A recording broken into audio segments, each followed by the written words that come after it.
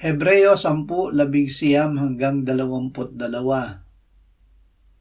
Kaya mga kapatid, yamang mayroon tayong pagtitiwala na pumasok sa santuario sa pamamagitan ng dugo ni Jesus, na kanyang binuksan para sa atin ang isang bago at buhay na daan sa pamamagitan ng tabing, sa makatwid ay sa kanyang laman, at yamang mayroon tayong isang pinakapunong pari sa bahay ng Diyos, tayo'y lumapit na may tapat na puso sa lubos na katiyakan ng pananampalataya na ang mga puso ay winisikang malinis mula sa isang masamang budhi at nahugasan ang ating katawan ng dalisay na tubig.